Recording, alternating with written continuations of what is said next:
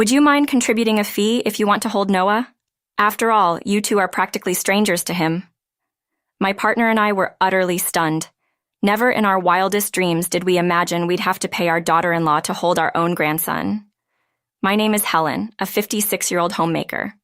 I live with my husband David, who's also 56. We have one son, James, who is currently 28. He got married 2 years ago. His wife, Emma, is 10 years his senior at 38. After graduating college, James got a job and moved out on his own. Apparently, Emma, a senior colleague at his workplace, actively pursued him from the very beginning. James has always excelled in STEM subjects. Throughout high school and college, he was deeply focused on them. Shy and reserved by nature, he had never dated anyone before. Suddenly pursued by an older woman at work, James was initially hesitant. However, Emma was persistent, inviting him to lunch, finding reasons to be near him, and eventually, they started going out for drinks. Things escalated quickly from there. When we heard that James was marrying a woman 10 years his senior, David and I were shocked.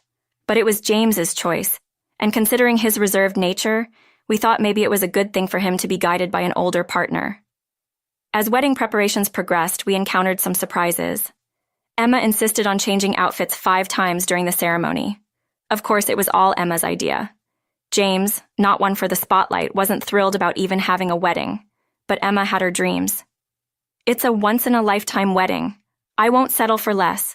A bride is like the star of her own fairy tale, you know. James needs to make all my dreams come true."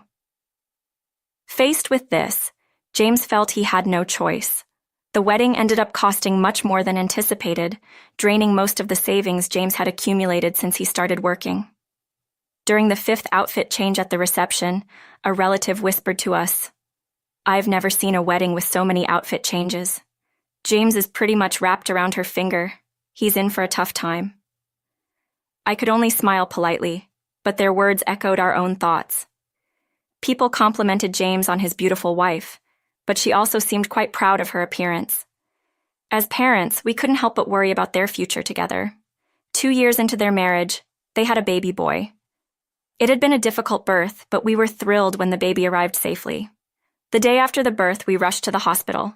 Outside the delivery room, James seemed restless and uneasy. "James, congratulations, that's wonderful." Yeah, thanks. I can't wait to meet the baby. Mind if I come in?" "Well, about that." "What's the matter? Something wrong?" "No, it's just, Emma's really tired right now and doesn't want visitors." "What? So we can't see the baby?" "Oh no. All right then, no choice, I suppose. I'll take some photos and send them to your phone." "What about Emma's parents? Did they visit earlier?" Yeah." "So we're the only ones who can't? Can't you let us have a quick peek?" "It seems like family and in-laws are being treated differently. Sorry, but could you leave for today?" "Fine." James looked really uncomfortable. It was likely that Emma had asked him to decline visitors from inside the hospital room.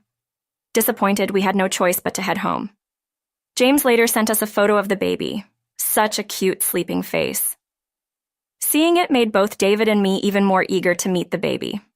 I'd love to hold my first grandchild in my arms.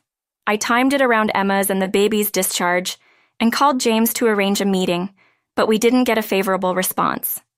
Emma would be taking the baby to her parents' home for a while, so it would be difficult. So we waited for the day Emma would return to their apartment from her parents' home. The baby was named Noah. Finally, the time came for Emma and Noah to return after receiving postnatal care at her parents'. We got James to agree. And finally, we were going to meet our grandson. We bought clothes, baby gear, and toys for Noah. On the day of the visit, we went to James's apartment. "Hello, may we come in?" Upon entering, we saw Noah in his baby bed. He was energetically moving his arms and legs. He was a cheerful boy. What a lively boy, he's really cute. Next to the baby bed, Emma stood with a stern expression. Could I hold him for a bit?" Emma remained silent. Then James spoke. "Mom wants to hold Noah. Is that okay?" James repeated my request to Emma. He seemed like he was really walking on eggshells around her. Finally, the silent Emma spoke. "You two are strangers to me. If you want to hold Noah, will you contribute a fee? We were frozen in disbelief. Strangers? Yes, I married James, but you are strangers to me and to Noah. I don't want him casually held by just anyone. If you insist on holding him, I guess we'll have to set a fee. A fee? But Noah is our grandchild. Exactly. And Emma, didn't your parents get to hold Noah? Of course, they are my parents. In that case, we should also... Look, I'm speaking from my perspective. I married James, not the two of you. You're complete strangers to me. What if you drop Noah or somehow get him sick? How are you planning to take responsibility? Responsibility, you say? I'm on maternity leave now, but I've been with my company for years, always managing risks. To let a newborn be held by complete strangers who have no intention of taking responsibility is naive, don't you think? Emma's condescending tone left us, including David, dumbfounded. People with your mentality wouldn't last a day at my company. Also, just because James and I married doesn't mean we're all suddenly a family. I like to keep boundaries clear. Do you understand? Emma gestured at us as she spoke, her tone authoritative as if she were scolding subordinates. She seemed not only attractive, but also very confident in her long-standing career. She probably talks like this at work, too. You could easily guess what the power dynamics between her and James, who was 10 years younger, must have been like in their workplace. That hierarchy seemed to have transferred to their marriage.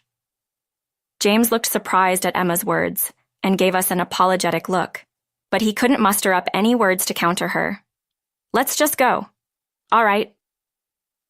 And so we left James's apartment without even getting to hold Noah. We had our concerns before, but we never thought it had come to this. We realized Emma wants nothing to do with us, and James seems completely controlled by her, unable to voice his own opinions. It's harsh to call us strangers, isn't it? Yeah, I never thought we'd hear something like that. Contribute a fee if you want to hold your grandson. But Noah was so cute. He was. We had this conversation on our way home. Even after we got home, we couldn't stop talking about what had happened. We concluded that there's no other choice but to let go of our hopes. Obviously, in an ideal world, we'd get to hold our grandson and have a good relationship with our son and daughter-in-law. But with everything spelled out like that, we've got to move on. True. At the end of the day, James chose to marry Emma. Yes, what's important is that they are happy. I won't harbor wishes like wanting to hold our grandson or having family dinners anymore. Although I was concerned about whether James is really happy in such a situation, I realized it's not our place to question our son's marital choices. If that's how Emma feels, we have no choice but to adapt. If we forcibly try to do anything, it might make James uncomfortable. And so, we lost contact with our son's family. 2 years passed like this. Then, one day, we received a call from James after a long time. Hello, Mom. It's been a while. James, how have you been? Oh, yeah, I'm all right. What's going on? Well, Emma and I are thinking about moving out of our apartment and buying a house. Oh, really? Yeah, so I was wondering if you could help us out financially. What?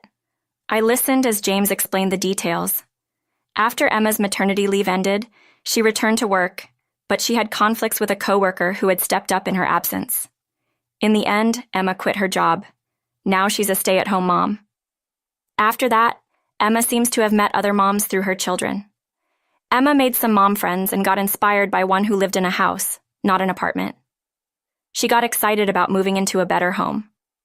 After some house hunting, Emma fell in love with a newly built home. James wasn't exactly thrilled given their financial situation, but Emma pushed ahead, almost to the point of signing a contract. The down payment was higher than expected, which was a problem. Emma suggested asking for our help. Emma says it's a parent's duty to help out when their child is stuck. When we said we wanted to see our grandchild, she told us to pay up. Now she wants our help? Convenient, isn't it? I do feel bitter about that. Well, let's put that behind us. As for the money, I have no intention of helping. Oh, all right then. If you can't afford it, live within your means. If you need parental support for something, maybe it's better to skip it. You're right, Mom. You've always been sensible. James, I don't know why you even had to ask. I guess so. Sorry for the awkward request. More importantly, are you happy right now? I'm not sure. James ended the call. The next day, the doorbell rang. David was out, and I was home alone. Emma showed up. James was with the kids at a nearby park. I needed to talk to you, Helen. What is it? James said you won't help us financially. That's correct. Don't you think that's harsh? Your own son is asking for help. The house will be under his name. He's the breadwinner. How can you ignore him? Isn't that too cold? I was taken aback for a moment when Emma barged into my house and started giving me a piece of her mind. Just my luck, David isn't home. It's just me. I braced myself, realizing that I had no choice but to stand my ground. Emma, what gives you the right to walk into this house, huh? Weren't we total strangers? Emma froze, locking eyes with me but saying nothing. My son can buy or live wherever he pleases. It's none of my business. He's an adult. If he can't afford it, then he should live within his means. Especially when it comes to you, a complete stranger, telling me to fund his home purchase. I have no such obligation. But your son is actually struggling financially. Are you going to abandon him? Indeed, James has left the nest. Emma was dumbfounded and silent. Moreover, it's not just James's house. It's where you will live too, right? Why should we help someone unrelated like you? Shouldn't you be asking your own parents for help? My family can't afford to help right now. Then you should give up on buying a house and stay in your current apartment. At this, her face turned red, and she looked furious. Isn't it a parent's role to help out at times like this? Sorry to disappoint. It's different from your ideal, just like you're different from mine. What are you saying? I'm not your ideal daughter-in-law? How rude. You've been rude too, remember. When you told us to pay up if we wanted to hold our grandchild, how dare you say that to your in-laws? I'm not really a match with my husband, am I? What? I rushed into marriage because I was 36 and desperate. I married James because he seemed obedient. To be honest, any groom would have done at that time. So I think he should be grateful that a high woman like me married an odd guy like him. Wow, you actually said that out loud. Don't you agree? It's a miracle that a woman like me is married to a man like him. That's why I believe it's natural for me to live in the house of my dreams. So you wanted to brag about owning a home? So what? Isn't that normal? Yet here we are. James can't even make the down payment. I told him to ask his family for help, but everyone's so useless. Just then, James walked into the living room. James, were you listening this whole time? Yes, I was curious about what was going on because I heard loud voices. I've been listening at the front door. So, that's why you married me, Emma? Emma was visibly startled when James burst into the room. James's previous look of confusion was gone. His eyes seemed calm, but there was a distinct undertone of anger. Helen, could you play with Noah in the other room for a bit? Sure. I took Noah into the adjacent room and closed the door. This was the first time I was directly interacting with Noah. Voices from the living room started filtering through the door. I've reached my breaking point. Breaking point? Do you mean what you said earlier? Who do you think you are to talk to me with that tone, James? You think it's okay to speak to me like that? Enough. What? You should be grateful you even got to marry someone like me, a man who's never even had a girlfriend before. Grateful? Weren't you the one who said you'd marry anyone who came along? You should be the grateful one. I'd never heard James raise his voice like this before. Something must have severely damaged his ego, or perhaps he was letting out pent-up frustrations. You kept saying you loved me, chasing me around. At first, I was hesitant, but then thought I could build a family with you. Turns out you just wanted to use me to say you're married. You never even loved me, bossing me around and even telling my parents they should pay if they want to see their grandson. And now you want them to help us buy a house? Knowing all this makes everything seem ridiculous. Emma seemed a bit flustered hearing this. I didn't say that. It was all true lies. I'm done being deceived and used. Our marital power dynamics were skewed from the beginning. I'm not living just to be controlled by you, and I don't want Noah to grow up seeing such a pathetic mom. It's over. Let's separate. What? No way. I absolutely want to live in that house. I finally found my dream home. I can't give it up. I've always dreamed of inviting friends over for home parties. A loveless marriage in a fancy house just leads to unhappiness. If you want to show off so badly, buy a house yourself. Don't act so high and mighty. Don't command me. That's my line. Such an intense battle unfolded in our living room. I had never seen my son this fired up. Later, it turns out that Emma had been having several affairs with her former boss. She would sneak out during the day to meet him while leaving Noah at her parents' home. Learning this, James was completely dumbfounded. She was the kind of woman who had a lot of pride. But she also had a weakness for men who complimented her looks and treated her as if she were special. That was the final straw. James and Emma got officially divorced. Noah ended up living with James. Instead of buying her own house, Emma found herself being sued for alimony by James. She did manage to find a job after some job hunting but couldn't get along with people, so she quit. Now she seems to be bouncing from job to job. Her looks, once her pride, now seem to have faded away. Since James was busy with his work, David and I took over caring for Noah completely. Helen, I'm really sorry for all the trouble I've caused. I should have been more careful in choosing a life partner. That's okay. Everyone makes mistakes, but we all have to cooperate to raise Noah well. You're right. I'm just glad to see you've become such a responsible adult, James. You think so? You're a much more reliable person now than when you just listened to whatever your wife said. If Noah grows up seeing a father like that, he's bound to turn out to be a fine adult as well.